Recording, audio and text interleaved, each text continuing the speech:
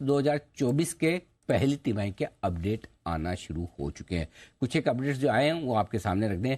किन कंपनियों के अपडेट्स आए हैं और कैसी रही है ग्रोथ और आगे के लिए क्या संकेत आ रहे हैं, अरमान हमारे साथ तैयार हैं इस वीकेंड पर जो अपडेट्स आए हैं उनकी डिटेल्स लेकर। अरमान बताइए। जी बिल्कुल सर, सबसे पहले एचडीएफसी की अगर आप बात करें तो यहाँ पर आप इनकी जो कुल लोन बुक का एयूएम है वो लगभग 9% के आसपास की बढ़ोतरी हुई है। और उसी के साथ साथ अगर आप देखें कि यहाँ पर इनका जो कुल कॉर्पोरेशन बोरोइंग्स है वहाँ पर भी आपको 22% के आसपास की बढ़ोतरी दिखेगी। और अगर इंडिविजुअल लोन जो एयूएम है वहाँ पर भी आपको 15% के आसपास की बढ़ोतरी आती हुई दिखेगी YoY।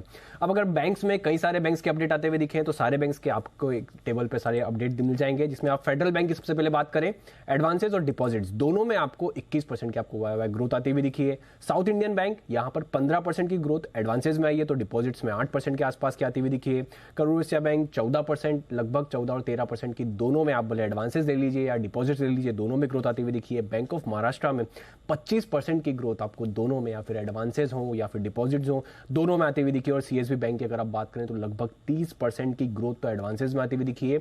और डिपॉजिट्स की बात करें तो डिपॉजिट्स में भी 21% के आसपास की आपको बढ़ोतरी आती हुई दिखी है। और इन सारे बैंक्स की अगर आप बात करें तो कासा डिपॉजिट इन सब का अगर आप देखें तो अच्छा खासा बढ़कर आता हुआ दिखा है, जिसमें बैंक ऑफ महाराष्ट्र, जिसमें अगर आप देखें तो लगभग 13% के आसपास जो है इनका कासा डिपॉजिट जो है वो बढ़कर आता हुआ दिखा है। उसके बाद अगर आप देखें सीएसबी बैंक में भी लगभग 30% के आसपास की आपको कासा डिपॉजिट्स में ग्रोथ आती हुई दिखेगी। फेडरल बैंक भी लगभग 5% के आसपास, वहां पर भी आपको बढ़ोतरी आती हुई दिखी है।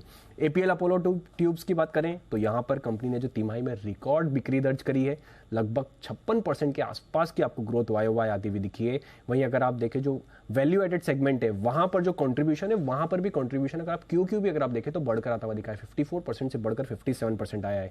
अल्ट्राटेक सीमेंट यहां पर अगर आप भारत में कुल बिक्री देखेंगे तो लगभग 20% YoY अगर आप देखेंगे तो 20% बढ़कर आती हुई दिखी है। पर आप क्यू अगर आप देखेंगे तो 5% वहां पर गिर कर आती हुई दिखी है।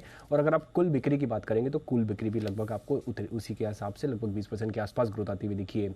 कोल इंडिया यहां पर जो इनका प्रोविजनल आउटपुट है वहां पर 10% की YoY आपको ग्रोथ दिखेगी। और अगर आप ऑफटेक की बात करें तो वहां पर भी लगभग 5% की YoY ग्रोथ आती हुई दिखेगी। और अंत में एनएमडीसी की अगर आप बात करें तो वहां पर जो कुल आयरन और प्रोडक्शन है वहां पर 20% की आपको YoY ग्रोथ है। और अगर आप बिक्री की बात करें तो वहां पर लगभग 46% की YoY ग्रोथ है। इन सभी अगर जो भी स्टॉक्स है मैक्सिमम में आपको अच्छी खासी ग्रोथ दिख रही है।